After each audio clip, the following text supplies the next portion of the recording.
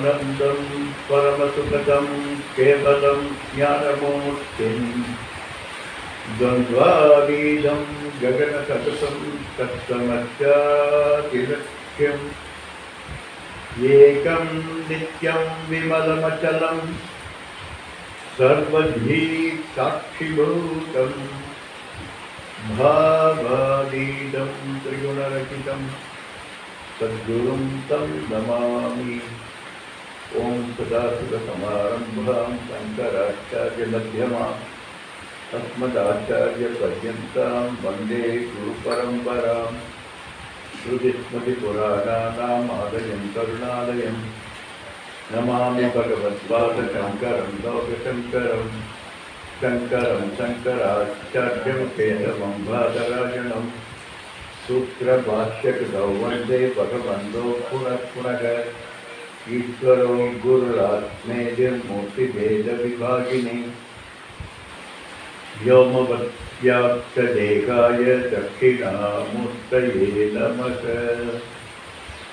त्वमेव माता च पिता त्वमेव त्वमेव बन्धुश्च सखा त्वमेव त्वमेव विद्या द्रविणं त्वमेव त्वमेव सर्वं मम देव देव त्वमेव सर्वं मम देव देव।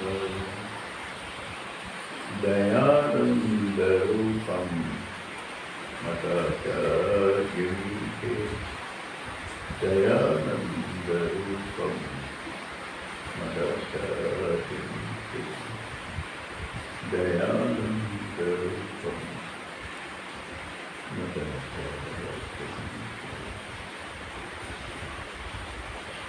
पूज्य श्री दयानंद सरस्वती स्वामिகளின் பாதார விந்தங்களை வணங்கி ஓம் சகனா பவது சகனௌ புனக்து சகவீர்யம் கரவாவகை தேஜஸ்வினாவதீதமஸ்து மா வித்விஜாவகை।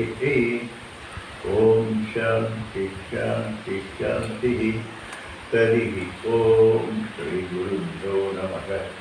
हरि ओम।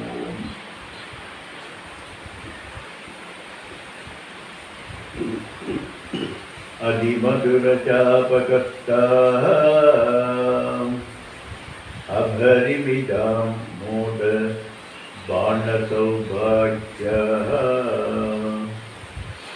अरुणाम् अतिशयकरुणाम् अभिनव गुणसुंदरी वंदे अभिनव गुणसुंदरी वंदे अभिनव गुणसुंदरी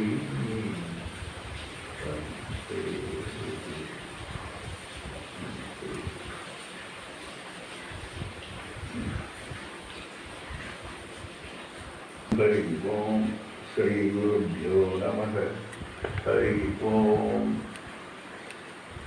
ओम ककार रूपा कल्याणी कल्याण गुणसारिणी कल्याणशैल निलया कमनीया कलावती कमलाक्षी कल्मषग्नि करुणामृतसागरा कदम्बगाननावासा कदम्बकुसुमप्रिया कंदर्प विद्या कंदर्प जनगाभासवीक्षणा कर्पूरवीटि सौरभ्या कल्लोलित प्रगुप्तरा कलिदोषकरा कंचलोचना कम्रविग्रह कर्मादिसाक्षिणी कारयित्री कर्मफलप्रदा एकार रूप एकाक्षरी एक अनेक अक्षराकृति एतद्दिति निर्देश्य एकान्तचित्ताकृति एवमिदागमा भूत्य एक भक्तिमदर्शिता एकाग्रचित्तनिध्यादा ಏಷನಾ ರಹಿತಾಕೃತ ಏಲಾ ಸುಗಂಧಿ ಶಿರೋ ಏಕಕೂಡ ವಿನಾಶಿನಿ ஏக போக ரசா ஏக ரசா ஏக ஐஸ்வர்ய பிரதாகினி ஏகாத பத்ர சாம்ராஜ்ய பிரதா ஏகாந்த பூஜிதா ஏதமான பிரபா ஏதத் தத்தினி ஜெகதீஸ்வரி ஏகாத பத்ர சாம்ராஜ்ய பிரதா ஏக ஆனந்த பூஜிதா ஏதமான பிரபா ஏதத்தனே ஜெகதீஸ்வரி ஏக வீராதி சம்சேவ்யா ஏக பிரபவசாலினி ஏக ரூபா ஈதித்ரி ஈதி தத்த பிரதாகினி ஈத்ரிக்கிதி வினிர்தேஷ்யா ஈஸ்வர அர்த்த விதாயினி ஈசானாதி பிரம்மமயி ஈசித்வாத் அர்த்த சித்திதா ஈசித்ரி ஈக்ஷண சித்தாங்க கோடி வல்லபா ஈஷிதா ஈஸ்வர்ய அர்த்தாங்க சரீரா ஈஸ்வர பிரேரணகரி ஈத தாண்டவ சாட்சிணி ஈஸ்வர உத்சங்க நிலையா ஈதி பிரீதா விநாசினி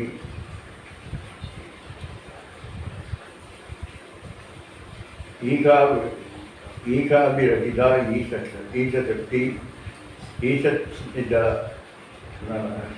நிதானனா லகார ரூபா லலிதா லக்ஷ்மி வாணி நிகேபிதா லசத்தாடி பாடலா லசந்தி கால தாபாலா லலாட நயன அர்ச்சிதா லக்ஷணா உஜ்வல திவ்யாங்கி லட்சகோடியாந்த நாயகி லட்சார்த்தா லக்ஷண ஆகம்யா லப்த காம லதா தனுகு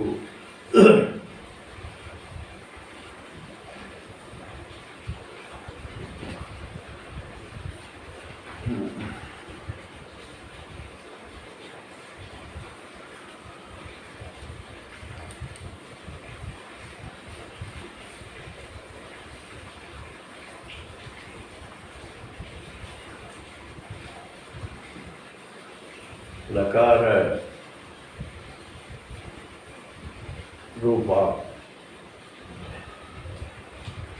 பஞ்சதசாட்சரியினுடைய நாலாவது பீஜமான லகார வடிவமாக இருக்கக்கூடியவள். லலிதா மூன்று உலகிலும் ஈடேற்ற அழகாக இருக்கக்கூடியவள், அளவிட முடியாத அழகாக இருக்கக்கூடியவள். லக்ஷ்மி வாணி நிஷேபிதா, லக்ஷ்மி செல்வத்தினுடைய ஆதார சக்தி, வாணி ஞானத்தினுடைய அறிவினுடைய ஆதார சக்தி. இந்த இரண்டுக்கும் ஆதாரமாக அம்பாள் இருக்கிறார். அவர்களது அம்பாளினது பிரேரணைக்காக ஆணைக்காக காத்துக் கொண்டிருப்பவர்களாக இருக்கிறார்கள். லலனா ரூபா கடஸ்த லட்சண ரூபமாக ரூபியதே அனேன இது ரூபம்.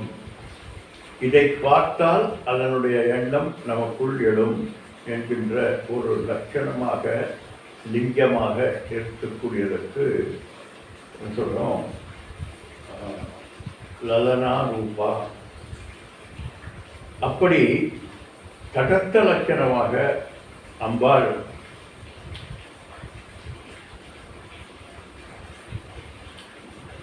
பெண்கள் ரூபமாக தடத்த லட்சணமாக இருக்கிறார். பெண்கள் அம்பாளுடைய அம்சம்.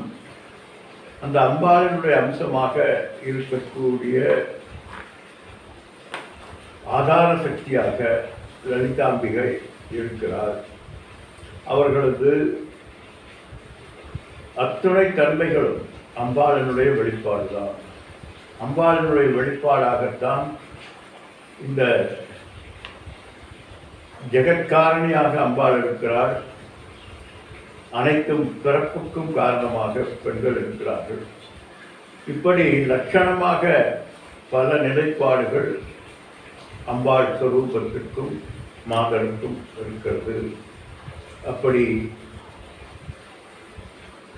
மாத்திரு ரூபமாக மாதாவினுடைய சாயலாக அம்பாவினுடைய சாயலாக மாதாக்கள் இருக்கிறார்கள் என்று சொல்றார். அடுத்தது லசத்தாடிம பாடலா. தாடிம என்கின்ற வார்த்தை பார்த்தோம், மலர்ந்தது, விகசிதம் என்கின்ற சம்ஸ்கிருத வார்த்தை, அது சினன்.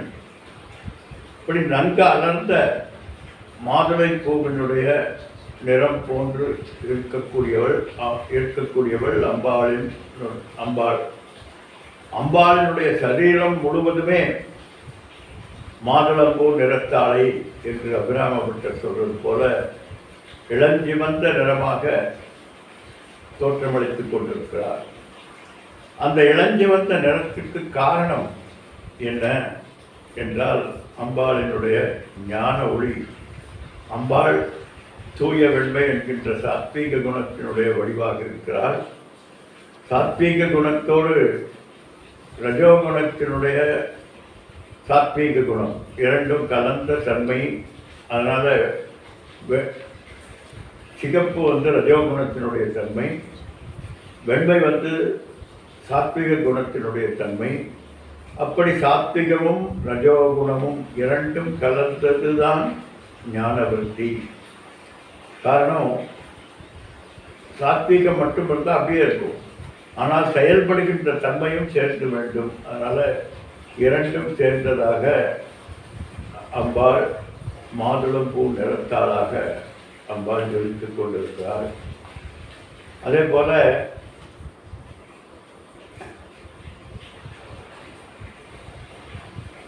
லலந்திகா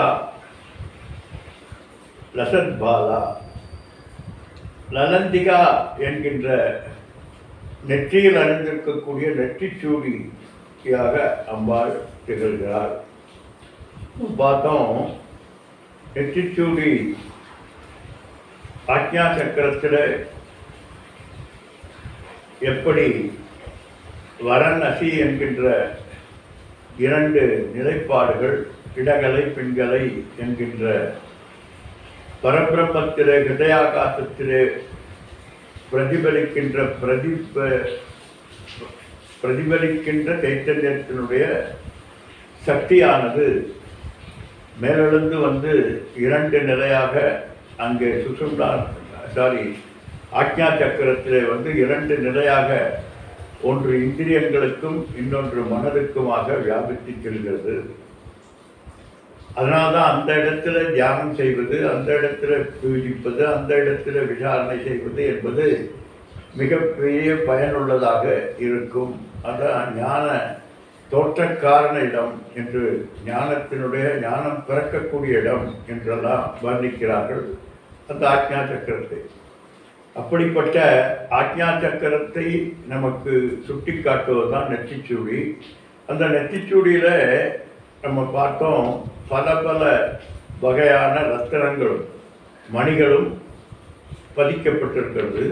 அந்த பதிக்கப்பட்டிருக்கக்கூடிய அத்துணை ரத்தினங்களும் மணிகளும் ஒரு பார்டருக்குள் உள்ளடங்கியதாக இருக்கிறது. அது முத்து போன்ற பார்டராக இருக்கிறது.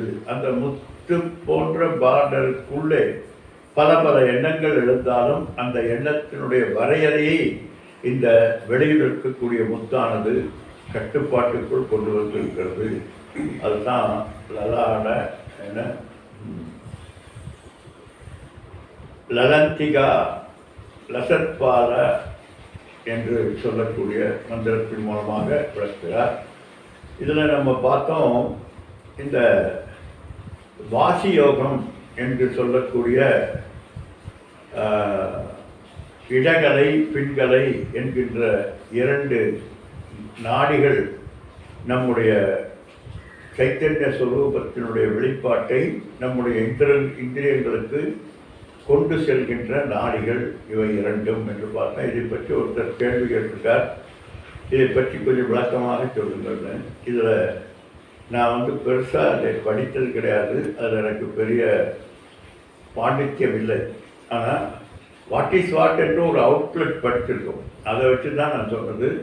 இந்த இடகலை பெண்களை என்பது இரண்டும் நம்முடைய இயக்கத்துக்கு காரணமாக, அறிவுக்கு காரணமாக இருக்கக்கூடிய சக்தியாக பரபிரம்மனிலிருந்து, கூட்டஸ்த பிரம்மனிலிருந்து வெளிவந்த சக்தியானது இரண்டு நிலையாக பிரிந்து ஒன்று வெளி விஷயங்களை அறியக்கூடிய இந்திரியங்களுக்கு செல்கிறது, இன்னொன்று வெளி விஷயங்களை கொண்டு வந்து கொடுக்கக்கூடிய மனது சரிப்படுத்துவது. வெளி விஷயங்களை ஆராய்ந்து பார்த்து அது வேண்டும் அல்லது வேண்டாம் அல்லது இன்னும் என்னென்ன என்கின்ற அதை பற்றிய ஞானத்தை தரக்கூடிய சக்தியாக அந்த கரணத்திலே வியாபித்திருக்கிறது. இந்த இரண்டு தான்.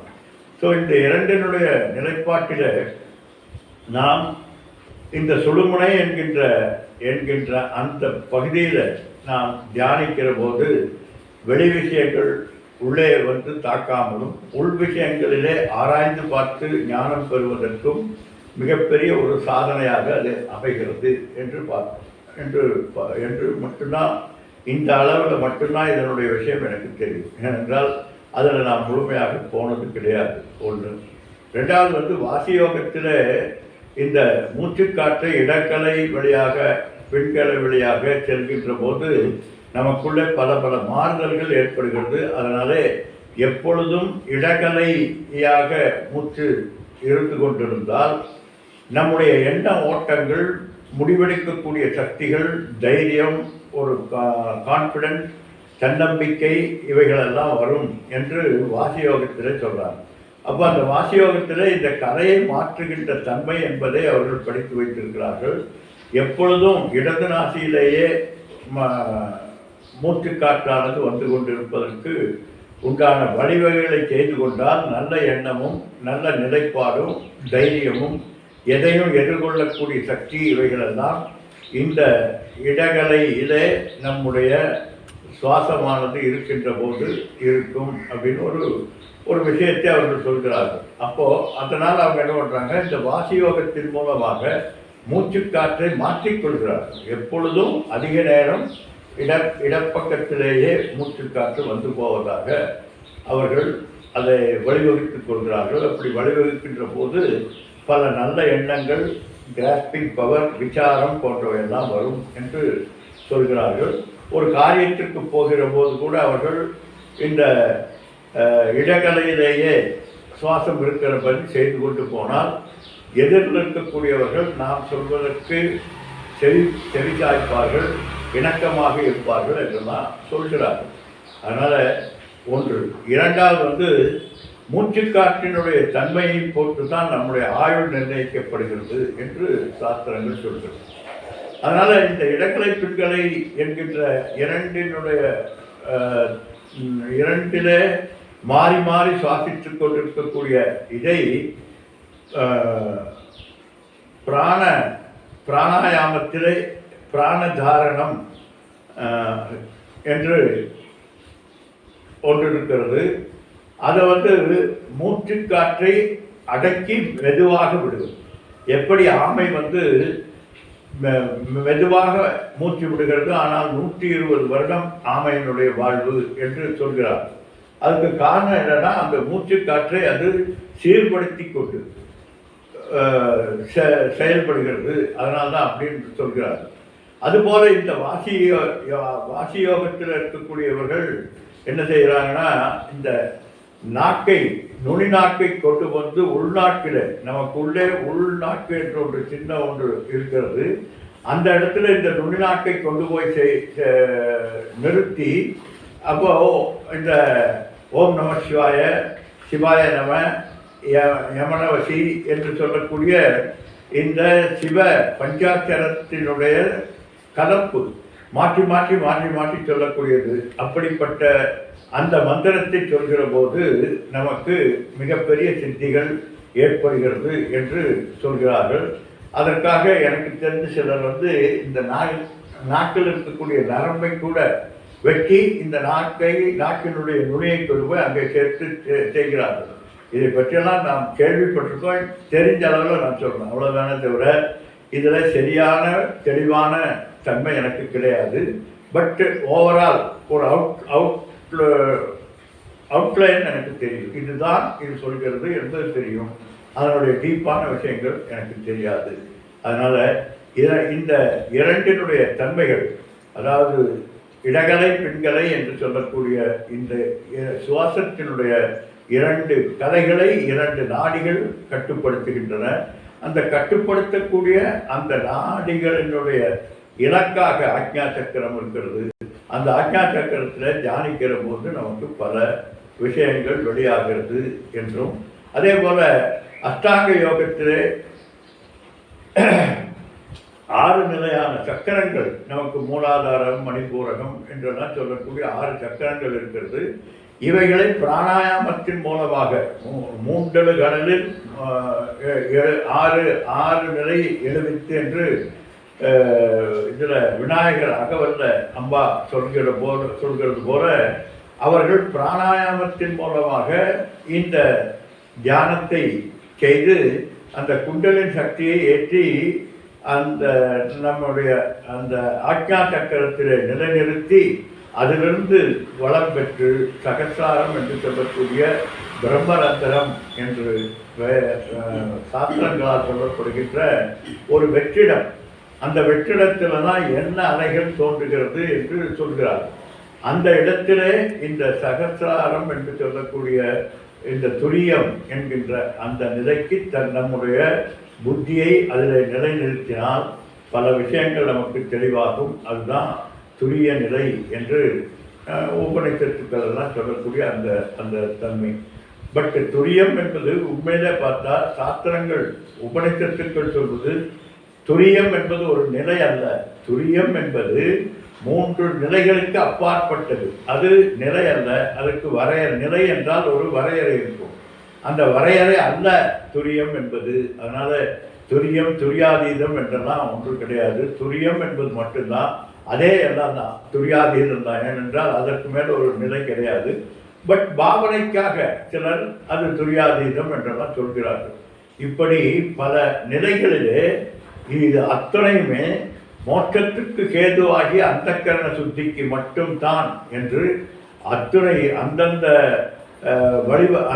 வழி வகைகளை வகுத்து கொடுத்தவர்கள் அவர்கள் சொல்வது இதெல்லாம் அந்தக்கரண சுத்திக்காக என சித்த விருத்தி நிரோதக யோக என்று தெளிவாக சொல்லியிருக்கிறார்கள். ஆனால் இங்கு இருக்கக்கூடியவர்கள் அதை தெளிவாக புரிந்து கொள்ளாமல் அதில் அந்த அந்த அந்த நிலைப்பாடுகளிலே பல நிலைகள், அதில் சமாதி யோகம் என்கின்ற ஒரு நிலை வருகிறது. இப்போ இதில் அஷ்டாங்க யோகத்தில் பார்த்தீங்கன்னா தியானம், தாரணம், சமாதி என்று வருகிறது. அப்போ அந்த சமாதி என்று சொல்லக்கூடியது விற்த்திகளை வெளிவிடாமல் விற்த்தியை விற்த்தியிலேயே நிலைநிறுத்திக் கொள்வது.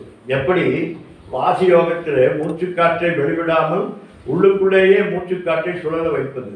இந்த இறக்கின்ற தருவாயில் இருக்கிறவங்க சொல்லுவாங்க உள்மூச்சு வாங்குதுன்னு. அப்படின்னா என்ன அர்த்தம்னா வெளியிலே வராமல் மூச்சை உள்ளுக்குள்ளேயே நிலைநிறுத்தி கொண்டு அந்த மூச்சு சுழற்சியை உள்ளுக்குள்ளேயே செய்து கொண்டிருக்கக்கூடிய நிலை. அப்படிப்பட்டதுதான் அந்த வாசி யோகத்திலே மிகப்பெரியது. அப்படி இருக்கிற போது அந்த சமாதி யோகம் கூடும் என்று அவர்கள் சொல்கிறார்கள். இவர்கள் சொல்கிற போது நம்முடைய விற்த்திக்குள்ளே அவர்கள் மூச்சுக்குள்ளே, இவர்கள் விற்த்தியை விற்த்திக்குள்ளேயே நிறுத்தி கொண்டார். அந்த விற்த்தி விஷய விற்த்திக்கு வராமல் பிரம்மலயம் என்று சொல்லக்கூடிய அந்த ஆனந்த லயத்திலேயே இருக்கும்.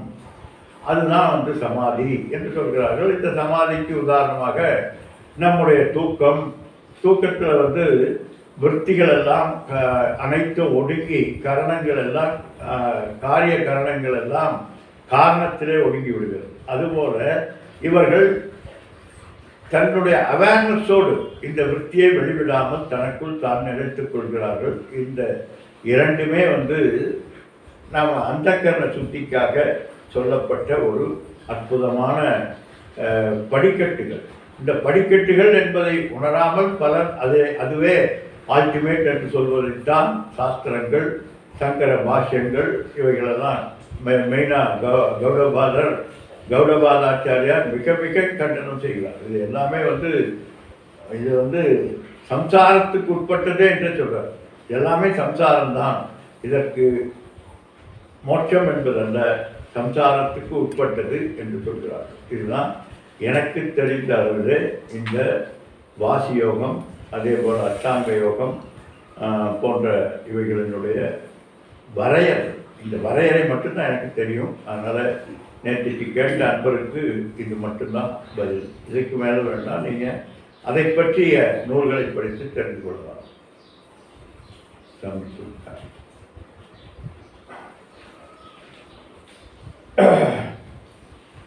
அடுத்தது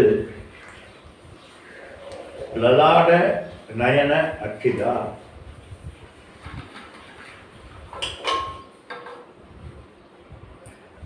லலாட நயன அச்சிதா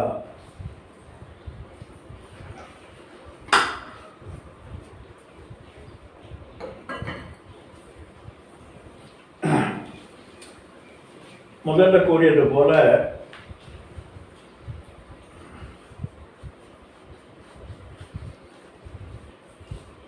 இந்த இதுவரை நம்ம சொன்ன இந்த விளக்கம்தான் இந்த மந்திரத்துக்கு அர்த்தமாக இருக்கிறது. லலாட்டம் என்றால் ஆக்ஞா சக்கரம். அந்த ஆக்ஞா சக்கரத்தில் சிவசக்தி ரூபமாக லலிதாம்பிகை இருந்து கொண்டிருக்கிறார். அதை தியானிக்கிறார்கள். அப்படிப்பட்ட அந்த நிலையானது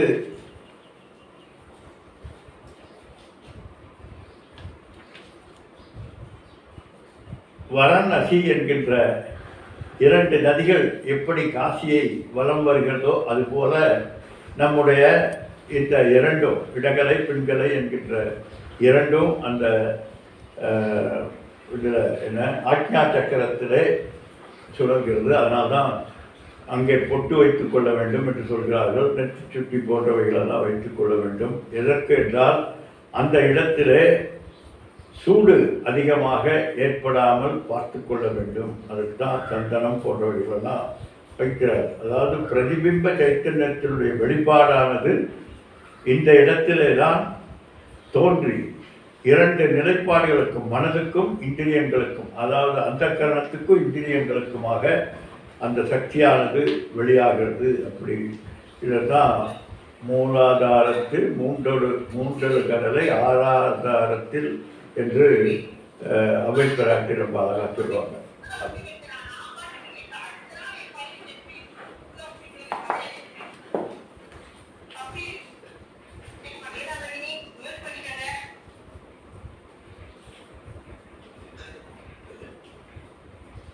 ப்ளீஸ்.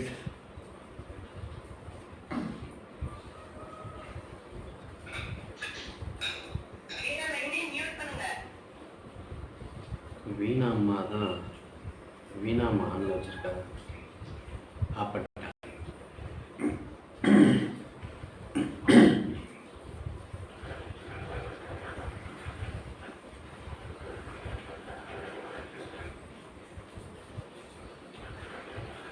லக்ஷணாத் ஓகே லக்ஷணாத் உஜ்வல திவ்ய அங்கி. லட்சணங்களுடன் விளங்குவோள். சாஸ்திரத்தில் வஸ்து ஸ்வரூப நிர்தேசம் என்று சொல்வதற்கு, அதாவது ஆத்ம வஸ்துவை அறிந்து கொள்வதற்கு, இதுதான் என்று நாம் நிரூபணம் செய்து கொள்வதற்கு முடியாது. ஏனென்றால் அன்னைக்கு நம்ம பார்த்தோம், நாம ரூப குணம் சம்பந்தம் போன்றவைகளெல்லாம் இல்லாதது வஸ்து. அப்படி இருக்கக்கூடிய வஸ்துவை லட்சணத்தினால், எப்படி சொரூப லட்சணம் தடஸ்த லட்சணம் என்கின்ற 2 விதமான லட்சணங்கள் இருக்கிறது, அந்த 2 விதமான லட்சணங்களின் மூலமாகத்தான் நாம் அம்பாவை அறிந்து கொள்ள முடியும். அப்படி 2 விதமான லட்சணங்களை தனதாக்கி கொண்டிருக்கக்கூடியவர், தன்னை வெளிப்படுத்துவதற்கு 2 லட்சணங்களை அவர்கள் அம்பாலே வெளிக்கொண்டிருக்கிறார். உபாதியுடன் கூடிய இந்த ஜீவ உபாதி எப்படி ஒரு ஒரு குறிப்பிட்ட லட்சணங்கள் கொண்டிருக்கிறதோ அதுபோல அதுதான் இங்கே சொல்லப்படுகிறது. ஒன்று, உபாதியோடு கூடிய அம்பாளாக விளங்குகிறார். இன்னொன்று சாமுத்திரிகா லட்சணத்தில் சொல்லப்பட்டிருப்பது போல அந்த உபாதிக்கு இதுதான் இப்படிப்பட்டது என்கின்ற வடிவமைப்பு சொல்லப்பட்டிருக்கிறதோ அத்தனை வடிவமைப்புகளும் கொண்டிருக்கக்கூடியவள் அம்பாள். அப்படிப்பட்ட அந்த பேரழகு கொண்ட அந்த அழகுக்கு உதாரணமாக அழகினுடைய ஆதாரமாக இருக்கக்கூடிய அம்பாள். அப்படிப்பட்ட அம்பாள் நிர்ணயம் செய்ய முடியாதவதும் லட்சணங்களை கொண்டுதான் அறிந்து கொள்ள முடியும். அந்த லட்சணத்திற்கு பல விஷயங்கள் இருக்கிறது என்று சொல்லக்கூடியதாகிய வாக்குக்கும் மனதுக்கும் எட்டாத அம்பாள் எப்படி இங்கே அவதரித்திருக்கிறார் என்றால், பகவான் கீதையில் சொல்றார், அஜோபிசன் அவ்யயாத்மா என்று, பூதானாம் ஈஸ்வரோபிசன் பிரகிருதிம் சுவாம் அதிஷ்டாய சம்பவாமி ஆத்மமாயையா என்று பகவான் கீதையில் சொல்றார். எப்படி அவதாரம் என்பது நிகழ்கிறது. இந்த அவதாரத்துக்கும் நமக்கு என்னையா வித்தியாசம்? நாமும் அவதாரம் தான், நாமும் பரபிரம்மத்தினுடைய உபாதி தான், ஈஸ்வரனுடைய உபாதி தான், அத்தனை உபாதிகளும் உபாதிகள் தான். அப்படி இருக்கிற போது அப்போ நாமும் அம்பாளும், நமக்கும் அம்பாளுக்கும் என்ன வித்தியாசம்? நமக்கும் ஈஸ்வர உபாதிக்கும் என்ன வித்தியாசம்? அவதாரங்களுக்கும் என்ன வித்தியாசம் என்றால், அஜோபிஷன் அஜக பிறப்பற்றது, பிறப்புக்கு ஆளாகாதது, பிறப்பற்றது தான் பிறக்காதது, பிறப்பதற்கும் ஆளாகாததாக இருக்கக்கூடியதுதான் ஆத்மா என்று சொல்கிறோம். என்னங்க வம்பா இருக்கு, இது வரைக்கும் என்ன சொல்லிட்டு வந்தீங்க, இந்த உலகத்துக்கு பிறப்பதற்கு காரணம் அப்படின்னு நல்லா சொல்லிட்டு இருந்தீங்களே, ஜெகத்காரணி ஜனனி ஜனனி என்றெல்லாம் சொல்லிட்டு கடைசியில் அஜோபிஷன் அவ்யயாத்மா. அவ்யயாத்மா என்றால் நான் வியதி இது அவ்யயம், மாறாமல் அது அப்படியே எந்த ஒன்று இருந்து கொண்டிருக்கிறதோ ஒடுக்க நிலையிலேயே, ஒடுக்க நிலை என்று சொல்லக்கூடாது. ஏனென்றால் வியாபகம் என்பது ஒன்று இருந்தால்தான் ஒடுக்கம் என்பதை பற்றி பேச முடியும். அப்போ வியாபக ஒடுக்கங்களற்று அவ்யயமாக இருந்து கொண்டிருக்கக்கூடிய அம்பாள் அஜக, பிறக்காதது, பிறப்புக்கு காரணமாகாதது, அப்படிப்பட்ட அம்பாள். அப்போ எப்படி இந்த அவதாரத்தை எடுத்து பூதங்களையும் ஆளக்கூடிய ஈஸ்வர சக்தியாக, ஈஸ்வர நியதியாக இருந்தாலும் அவள் எப்படி இருக்கிறாள்? பிரகிருதிம் ஸ்வாம் அதிஷ்டாய, இந்த பிரகிருதி, மூலப்பிரகிருதி என்று சொல்லக்கூடிய இந்த பிறப்புக்கு காரணமாகிய அந்த நிலைக்கு பெயர் பிரகிருதி என்று சொல்கிறோம். பிரகிருதி புருஷன், இந்த சாங்கியர்கள் இரண்டு விதமாக சொல்கிறார்கள். ஒன்று பிரகிருதி, இன்னொன்று புருஷன். புருஷன் என்பது ஆத்மா. இந்த ஆத்மாவினுடைய வெளிப்பாட்டு தன்மையினால இந்த இந்த பிரகிருதி என்பது வெளிப்பாட்டு தன்மையினால இயங்குவதல்ல, பிரகிருதிக்கும் தானாக இயங்கக்கூடிய சக்தி இருக்கிறது. அப்போ இரண்டு விஷயங்கள். இந்த பிரகிருதியின் காரணமாக புருஷர்கள், இந்த ஜீவராசிகள் எல்லாம் பிறந்து இறந்து கொண்டிருக்கிறது. அதில் இந்த புருஷனை பற்றிய ஞானத்தை பெற்றவர்கள் அப்படியே இருந்து விடுகிறார்கள் என்று சொல்கிறார்கள். அது எப்படி இருக்கிறார்கள்? பகவானை போற்றிக் கொண்டு, பகவானை நமஸ்கரித்துக் கொண்டு அப்படியே இருக்கிறார்கள். அப்படி பிரகிருதி புருஷன் என்கின்ற இரண்டு நிலைப்பாடுகள் இந்த படைப்புக்கு இருக்கிறது. இதில் நம்ம என்ன சொல்கிறோம்? இந்த பிரகிருதி என்பது புருஷனுடைய நிழல், சாயல், அதனுடைய வெளிப்பாடு. அந்த வெளிப்பாடு எப்படி கயிற்றிலே தோன்றுகின்ற பாம்போ அதுபோல இந்த பிரகிருதி என்பது ஆத்ம சைத்தன்யத்தினுடைய வெளிப்பாடு. அந்த பிரகிருதி என்ன செய்கிறது என்றால், அதுதான் மாயை என்கின்ற தன்னுடைய உபாதியை கொண்டு இந்த மாயையினுடைய லீலைகள் எல்லாம் நடத்தி கொண்டிருக்கிறது. ஆனால் அம்பாள் பிரகிருதி சுவாம், அது நம்மெல்லாம் என்ன பண்ணுறோம்? நம்ம வசம் இல்லை. இந்த பிரகிருதியினுடைய தன்மை என்பது நம்ம வசம் இல்லை. அது பிராரப்தத்தினுடைய வசம், ஈஸ்வரனுடைய நீதியின் வசம் இருக்கிறது. ஆனால் அம்பாள் ஈஸ்வர நீதியாகவே இருந்து கொண்டிருக்கிறதுனால நியதியை தன்வயப்படுத்தி கொண்டு அஜோபிசன் அவ்யயாத்மா பூதானாம் ஈஸ்வரோபிசன் பிரகிருதிம் சுவாமதிஷ்டாய சம்பவாமி ஆத்ம மாயையா. அவளுடைய மாயினாலே அவள் இந்த பிரபஞ்சமாக அனைத்துமாக பிறந்ததாக காட்டிக் கொண்டிருக்கிறார். சம்பவாமி சம்பவாமி என்று யுகே யுகே என்று பார்க்கணுமே, அதுபோல சம்பவாமி இருப்பதாக காட்டிக் கொண்டிருக்கிறாள். அப்படி அம்பாள் தன்னுடைய மாயா பிரகிருதியை தானே உபாதான காரணமாக உபயோகப்படுத்தி கொண்டு தன் சரீரத்தை எப்படி இருக்க வேண்டும் என்று தானே முடிவு செய்கிறாள். அதனால அம்பாள் யார் வடிவமைத்தார்? இப்படிப்பட்ட அழகிய லட்சணத்தோடு கூடியதாக இருக்கக்கூடிய அம்பாள் யார் வடிவமைத்து இந்த மயன் என்று சொல்லக்கூடிய தேவலோக சிற்பி வடிவடைத்தானா, இல்லை பிரம்மாஜி பண்ணாரா அப்படின்னா இல்லைப்பா, பிரம்மாஜிக்கெல்லாம் பண்ணக்கூடிய சக்தியை கொடுத்தது அம்பாள். அப்போ அம்பாள் தன்னை எப்படி வடிவெடுத்துக் கொண்டாள் என்றால் தன்னை தானே வடிவெடுத்துக் கொண்டாள். அதனால தன் சரீரத்தை தானே முடிவு செய்து பரமேஸ்வரன் என்றாலும் பரமேஸ்வரி என்கின்ற ஒரு ஆதார சக்தியாக பரமேஸ்வரனும் ஈஸ்வரியும் இரண்டு மேட்டர் அண்ட் எனர்ஜி ஒன்று என்கின்ற நிலையிலே அவரே அம்பாளே ஈஸ்வரனாகவும் அம்பாளே ஈஸ்வரியாகவும் இரண்டும் இருந்து தன்னை தான் வடிவமைத்துக் கொள்கிறார். அதனால அப்படிப்பட்ட நிலையில இந்த இரண்டும் ஒன்றாக ஒரே சக்தியாக மேட்டர் அண்ட் எனர்ஜி என்கின்ற ஆத்ம சைத்தன்ய ஸ்வரூபத்தினுடைய தாற்பயமாக இருந்து கொள்கிறார். தைத்திரிய உபநிஷத்திலே ததாத்மானம் ஸ்வயம் அகுருதே, ததாத்மானம் ஸ்வயம் அகுருதே. அப்படிப்பட்ட அந்த பரபிரம்ம சக்தியானது தன்னைத்தானே வடிவமைத்துக் கொண்டது. அதாவது சச்சிதானந்த ஸ்வரூபம் தனது உபாதிகளினுடைய சம்பந்தத்திற்கு ஒரு வடிவு கொடுத்து அளவற்ற சேனையுடன் பல பல உபாயங்களுடன் சோபாதி பல பல உபாதிகளுடன் சேர்ந்ததாக அம்பாள் பிரகாசிக்கின்றாள் என்று சொல்றார்.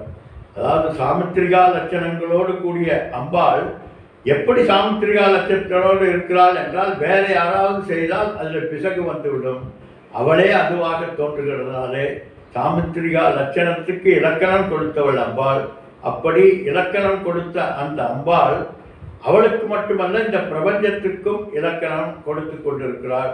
அப்படி தான் தோன்றுகின்ற போது இந்த பிரபஞ்சத்தில் பல பல யானை பல பல சேனை படைகளோடு அதாவது பல பல ஜீவராசிகளோடு தோற்றமளித்தாள் என்று சொல்லப்படுகிறது. சாமுத்திரிகா லட்சணத்துடன் கூடியபடி திவ்ய லட்சணம் கொண்ட அந்த பரபிரம்ம ஸ்வரூபத்தினுடைய வெளிப்பாடானது திவ்ய லட்சணங்களோடு கூடியது.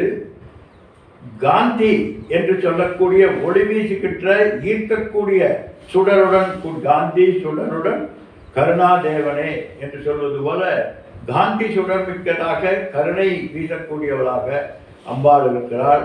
அப்படிப்பட்ட சிரசு முகம் கை கால் போன்ற அத்துணை அவயங்களோடும் அது எப்படி இருக்க வேண்டுமோ அப்படியே இருக்க வேண்டும். காரணம் படைத்தது அவளே. அதனால் படைத்தவள் படைக்கின்ற லட்சணத்தின்படி இலக்கணத்தின்படி தன்னை படைத்து கொண்டு இந்த பிரபஞ்சத்தை படைத்திருக்கிறாள்.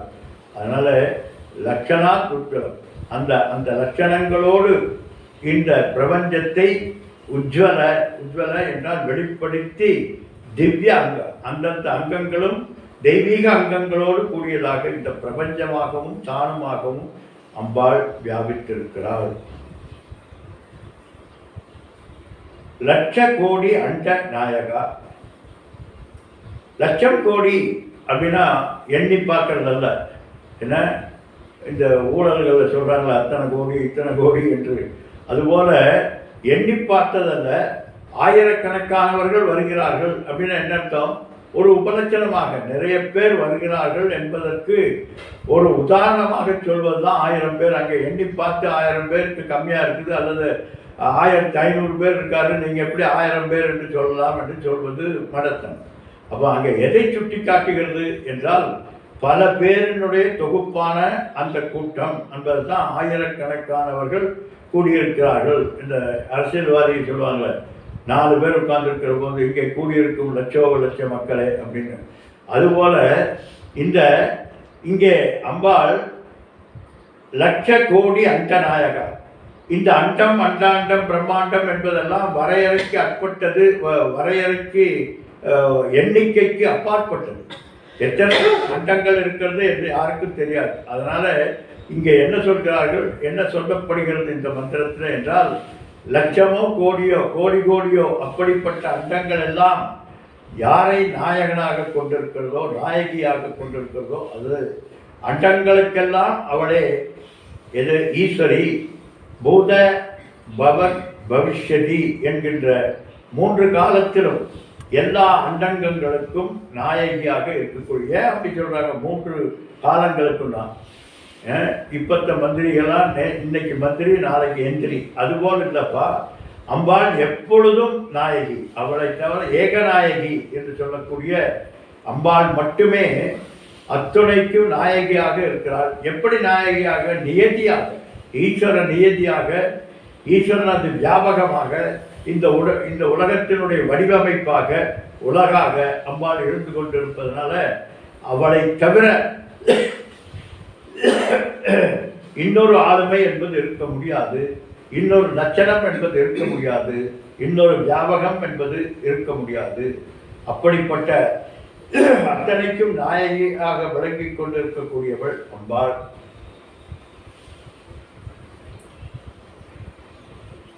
இது எப்போது இந்த நாயகி என்கின்ற பட்டம் அம்பாளுக்கு வந்ததுன்னா, எப்போ ஒரு குறிப்பிட்ட எலெக்ஷனில் இவர் ஆகி பிரதம மந்திரி அல்லது ஏதோ ஒரு மந்திரி ஆகிறார். அதுபோல் நாயகியாக அல்லது கதாநாயகன் என்ன குறிப்பிட்ட காலம் வரைக்கும் அந்த அந்த நாயகர் பெரிய ஆளாக இருந்தார். இப்போ இந்த நாயகர்னா தளபதி என்னென்னமோ சொல்கிறாங்க, வாயில் கூட வர மாட்டேங்குது.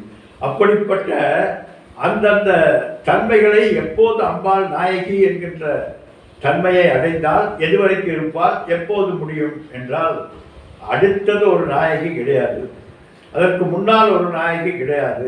ஏனென்றால் இருப்பதெல்லாம் அவளே. திரிகாலம் 3 காலத்திலும் வியாபித்து கொண்டிருக்கக்கூடிய அண்ட சராச்சரங்களுக்கும் 3 காலத்திலும் ஆதார சக்தியாக மாயா தோற்றமாக இருக்கிறார். சரி, இந்த மாயா தோற்றம் எப்போது ஆரம்பித்தது? மாயை அனாதி, அனாதி அவித்யா அண்டாண்ட கோடி பிரம்மாண்ட நாயகி என்று சொல்றோம். அப்படி அனாதியாக, அனாதினா என்னன்னா ஆதி வித்தியதே இது அனாதி. இந்த வேதாந்திகள் எல்லாம் எதை உன கேட்டாலும் அது ஈஸ்வரன் அனாதி, ஜீவன் அனாதி, பிறப்பு அனாதி, மாயை அனாதி என்று எதுக்கெல்லாம் பதில் சொல்ல முடியாதோ அதுக்கெல்லாம் அனாதின்னு சொல்றோம் என்று மற்ற மதவாதிகள் எல்லாம் நம்ம சொல்கிறார்கள். அனாதி என்பதனுடைய அர்த்தம் என்ன என்றால் நான் ஆதிகி வித்தியதே இது அனாதி, எப்பொழுது இது ஆரம்பித்தது என்பதை அறிய முடியாத நிலையில் இருக்கக்கூடியதற்கு பெயர் அனாதி. என்னங்க இப்படி சொல்லி தப்பிச்சுட்டா என்ன பண்ணுறதுனா, நிறைய அனாதிகள் இருக்கிறது, நம்மளே அனாதி தான், அனாத பசங்க. எப்படின்னா உன்னுடைய 10 தலைமுறைக்கு முன்னாலே இருக்கக்கூடிய தாத்தா யார் தெரியுமா? 2 தலைமுறை தெரியலாம், 3 தலைமுறை தெரியலாம், ஈவன் 10 தலைமுறை கூட தெரியலாம். அதற்கு முன்னால் இருந்து அவருக்கு தாத்தா யார் தெரியாது. அப்போ அப்படின்னா தாத்தா இல்லை சொல்லலாமா? இப்போ நீ இங்கே இருக்கிறையாப்பானா, நீ இங்கே இருப்பது தான் உன்னுடைய 15 ஏன் 100 தலைமுறைக்கு முன்னாலே உன்னுடைய தாத்தா இருந்ததற்கு அடையாளம். அதுக்கு சாட்சி யாருன்னா நீ தான். ஏனென்றால் நான் இங்கே இருக்கிறேன். இப்போ எனக்கு முன்னாலே பல தலைமுறைகளுக்கு முன்னாலே ஒருத்தர் தோன்றி இருக்க வேண்டும், ஒருத்தர் என்று தோன்றிக்கொண்டே இருக்க வேண்டும்.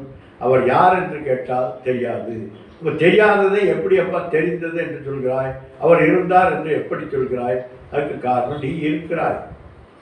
அதுபோல இந்த பிரபஞ்சம் எப்போது தோன்றியது, ஏன் தோன்றியது, எதற்காக தோன்றியது என்பதெல்லாம் அனாதியப்பான. ஏனென்றால் எப்போதோ எந்த எந்த எந்த காலத்திலேயோ எப்போதோ வந்து இந்த இந்த பிரபஞ்சத்தினுடைய தோற்ற காரணமாகிய அந்த சைத்தன்ய ஸ்வரூபமானது அனாதி அவித்யா என்று சொல்லக்கூடிய அந்த அந்த மாயா வெளிப்பாடானது எப்பொழுது ஏற்பட்டது என்று யாருக்கும் தெரியாது. அதனால் இதற்கு அனாதி. இப்படி அனாதி அஞ்ஞானத்தினாலே அனாதியினுடைய அவித்தை என்று சொல்லக்கூடிய மாயை, அவித்தை மாயை என்றெல்லாம் சினனின் அப்படிப்பட்ட அந்த அந்த அனாதியாக இருக்கக்கூடிய மாயை ஏற்பட்டு அந்த மலின சத்துவமயம் என்று சொல்லக்கூடிய மலின சத்துவமயம் என்னென்னமோ உலகிறார் சாமிஜி. இல்லை, மலினம் என்றால் அழுக்கடையப்பட்ட சத்துவம். ஏன்னா சுத்த சத்துவம், மலின சத்துவம், இவ்வளவுதான். சுத்த சத்துவம் என்பது ஈஸ்வரன், மலின சத்துவம் என்பது இந்த படைப்பு என்று சொல்றோம். அப்படி மலின சத்துவம் மாயையில் ஏற்பட்டிருக்கக்கூடிய அஞ்ஞானம், அஞ்ஞானம் என்பது நமக்கெல்லாம் உபாதியாக இருக்கிறது. ஈஸ்வரனுக்கு மாயை என்பது உபாதியாக இருக்கிறது. அப்படி இந்த மலின சத்துவத்தினாலே சுத்த சத்துவமாகிய மாயையிலிருந்து வெளிப்பட்டு இந்த பிரபஞ்சமானது தோன்றியிருக்கிறது. அதனால அம்பாள் தான் இந்த பிரபஞ்சமாக தோன்றியிருக்கிறார். அதில் எப்பொழுது என்று யாருக்கும் தெரியாது. எந்தெந்த படைப்புகள் எந்தெந்த அண்ட சராச்சரங்கள் இருந்ததோ அத்தனைக்கும் அவளே இருக்கிறாள். அதனால விஸ்வ தைஜச பிராக்ஞ என்கின்ற விராட் ஸ்வரூபமாக, கிரண்ய கர்ப்ப ஸ்வரூபமாக, கிரண்ய கர்ப்பன் ஈஸ்வரன் என்று சொல்ல, விராட் கிரண்ய கர்ப்ப ஈஸ்வரன் என்கின்ற இரண்டு, இந்த விராட் கிரண்ய கர்ப்ப ஈஸ்வரன் என்று சொல்லக்கூடியது மாயா உபாதி. அதே விஸ்வ தைஜச பிராக்ஞ என்பது ஜீவ உபாதி. இப்படி ஜீவ உபாதி ஈஸ்வர உபாதியாக அண்ட சராச்சரங்கள் அனைத்துமாக வியாபித்திருக்கக்கூடியவள். அதனால இந்த அதிஷ்டானமாக இருக்கக்கூடிய அம்பாள்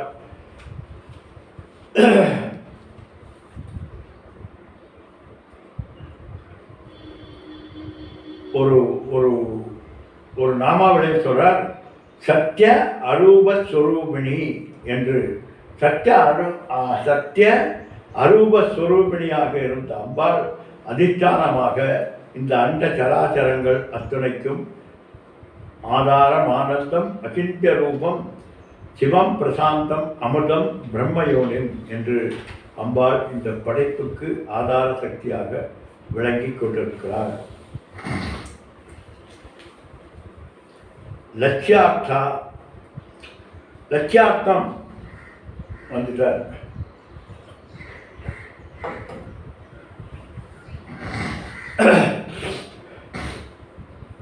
வழிக்கு வந்துட்டார்ப்பா அப்படின்னா என்ன, வழிக்கு வந்துட்டார். வேதாந்த பாடத்தில் இந்த லட்சியார்த்தம் என்பது ஒரு மிக மிக முக்கியமான பாடமுறை.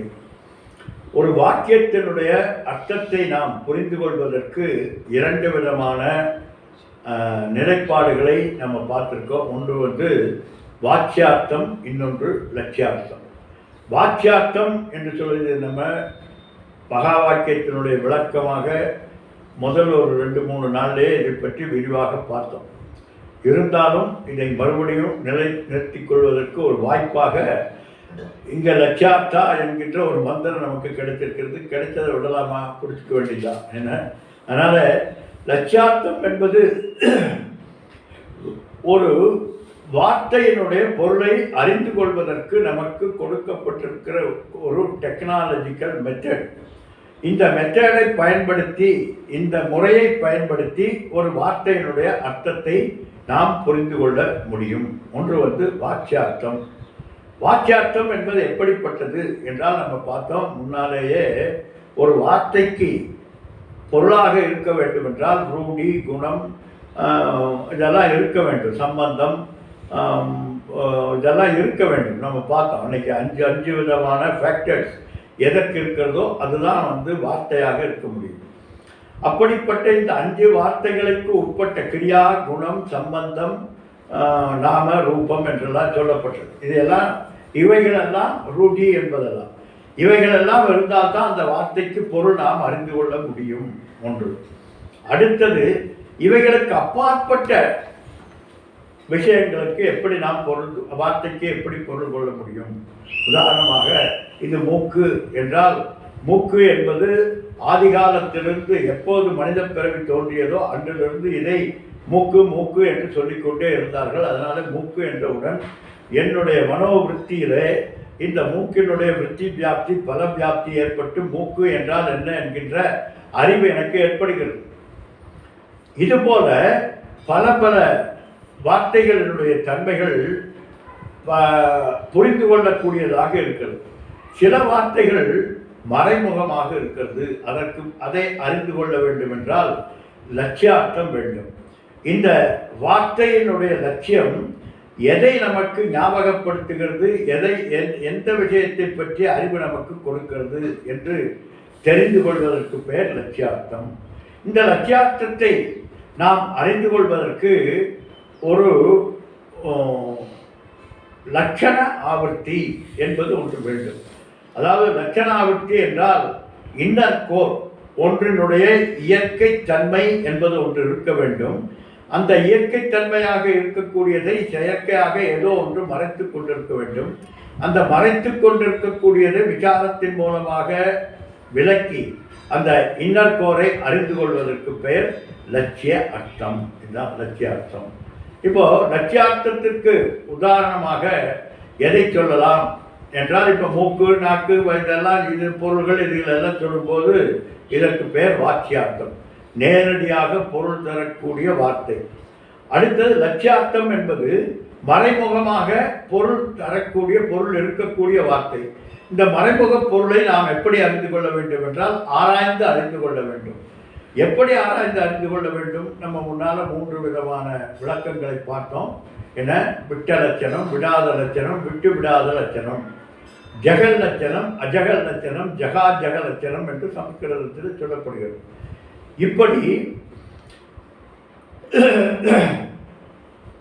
லட்சியார்த்தம் என்று மறைமுகமாக பொருள் கொண்டிருக்கக்கூடிய வார்த்தையை ஆராய்வதற்கு 3 விதமான முறைகள் இருக்கிறது. காரணம், 3 விதமாக மறைப்பொருள் இருக்கிறது. ஒன்று வெண்மை ஓடுகிறது. இந்த வெண்மை ஓடுகிறது என்று சொன்னால் வெள்ளை என்பது ஒரு குணம். இந்த குணமானது ஓடாது, குணத்துக்கு ஓடுகின்ற தன்மை கிடையாது. குணம் என்பது ஒன்றை சார்ந்து இருக்கக்கூடியது. எனவே குணம் என்கின்ற ஒரு வெள்ளையை சார்ந்திருக்கக்கூடியது ஒன்று ஓடுகிறது என்றுதான் அர்த்தமே தவிர குணமே ஓடாது, வெள்ளையே ஓடாது.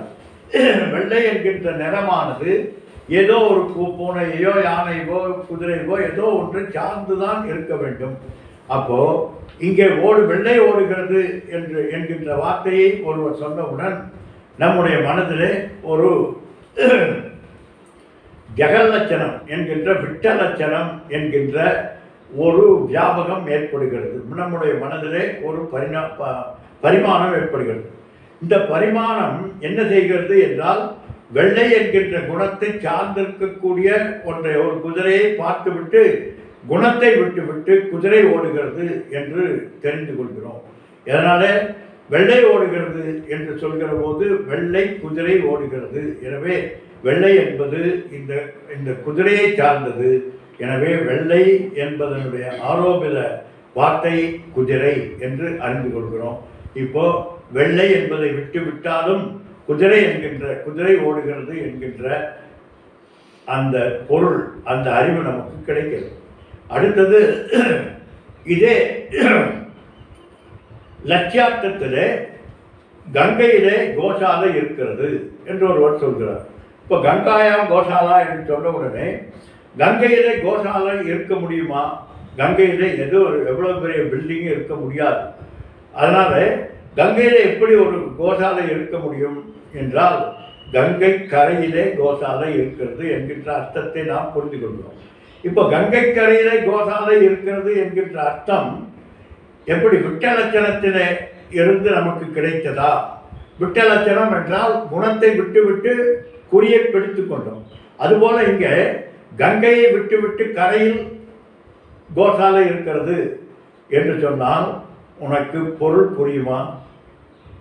புரியாது. ஏனென்றால் கரையில் என்றால் கரையில் கோசாலை இருக்கிறது என்றால் சரியான பொருள் உனக்கு கிடைக்காது. ஏதோ ஒன்று கரையில் இருக்கிறது கோசாலை என்று தெரிந்து கொள்ளலாம். ஏதோ ஒரு நீர்நிலையினுடைய கரையிலே இருக்கிறது என்று தெரிந்து கொள்ளலாம். ஆனால் குறிப்பிட்ட இடத்தை தெரிந்து கொள்வதற்கு முடியாது. எனவே சரியான அர்த்தம் என்பது நமக்கு கிடைக்காது. அப்படி கிடைக்க வேண்டும் என்றால் கங்கை என்கின்ற அதையும் நாம் சேர்த்து கொள்ள வேண்டும். அப்போதுதான் முழுமையான அர்த்தம் இந்த கங்காயாம் கோசாலா, கங்கையில் கோசாலை இருக்கிறது என்கின்ற அர்த்தத்தை நீ அப்படியே எடுத்துக்கொண்டால் மட்டும்தான் உனக்கு அது தெரியும். எனவே இதற்கு பெயர் விடாத லட்சணம். கங்கை என்பதை விட முடியாது. குணத்தை வெள்ளை என்பதை விட்டுவிட்டது போல கங்கை என்பதை விட முடியாது. விட்டால் ஆற்றங்கரையிலா, குளக்கரையிலா, கடற்கரையிலா, ஏரிக்கரையிலா என்கின்ற குழப்பம் ஏற்பட்டு நேரடியான அறிவு நமக்கு கிடைக்காது. அதனால இதுவும் லட்சிய அர்த்தம் தான். லட்சிய அர்த்தம் என்றால் விசாரணைக்கு பிறகு கிடைத்த அர்த்தம். முதல்ல அதுவும் விசாரணைக்கு பிறகு கிடைத்த அர்த்தம். ஆனால் இரண்டுக்கு வித்தியாசம் இருக்கிறது. ஒன்று விட்ட லட்சணம், இன்னொன்று விடாத லட்சணம். இன்னொன்று இருக்கிறது விட்டு விடாத லட்சணம்.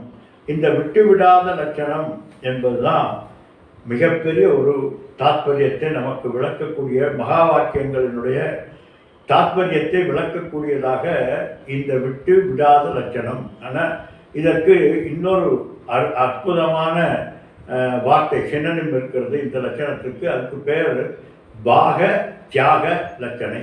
இந்த பாக தியாக லட்சணை என்று சொன்ன உடனே நமக்கு தெளிவாக தெரியும். விட்டு விடாத லட்சணம் என்பதை விட, ஜெகாஜக லட்சணம் என்பதை விட பாக தியாக லட்சணம் என்பது சரியாக பொருந்தும். அப்படி பாக தியாக லட்சணம் மூலமாக அறிந்து கொள்ளக்கூடியதுதான் பரபிரம்மஸ்வரூபம்.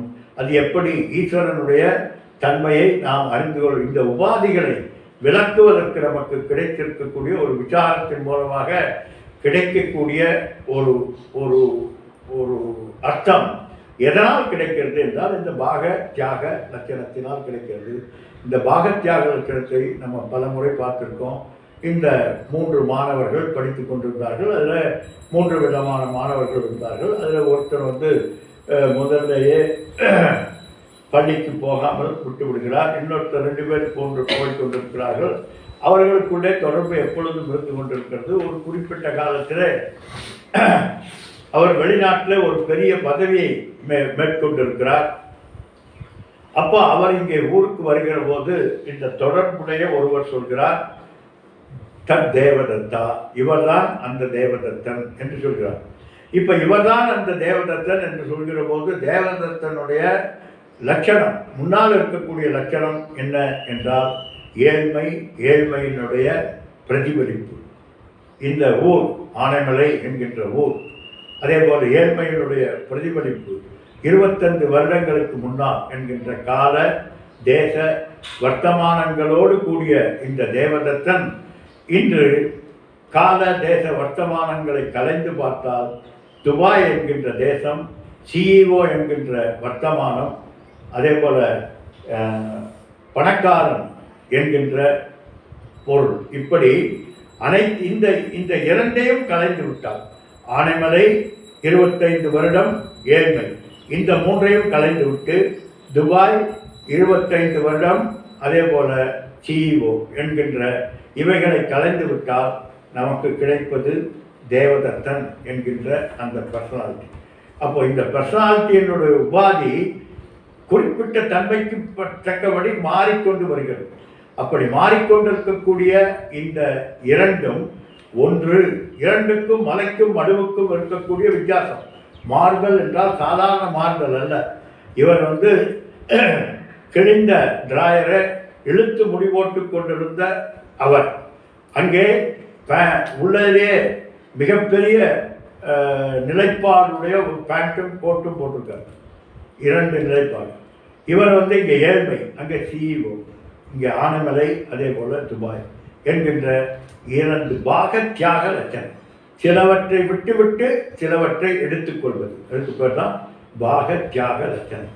அதுபோல இந்த பிரபஞ்சம் முழுவதுமாக வியாபித்திருக்கக்கூடிய ஈஸ்வரனும் இந்த சோட்டா வாலா என்று சொல்லக்கூடிய இந்த ஜீவனும் இரண்டும் ஒன்று என்பதை நமக்கு விளங்க வைக்கக்கூடிய லட்சியார்த்தமாக அம்பாள் இருக்கிறாள். அந்த லட்சியார்த்தம் என்கின்ற டெக்னாலஜியே அம்பாள் தான். அந்த டெக்னாலஜி யார்? அம்பாள். எப்படி டாட்டா என்று சொல்கிறோமோ அதுபோல் அம்பாள் இதுவாக இருக்கு. அந்த மின்விளக்கு என்ன சொல்லுவாங்க, அதுபோல் அம்பாள் இந்த லட்சியார்த்தமாக இருக்கிறார்.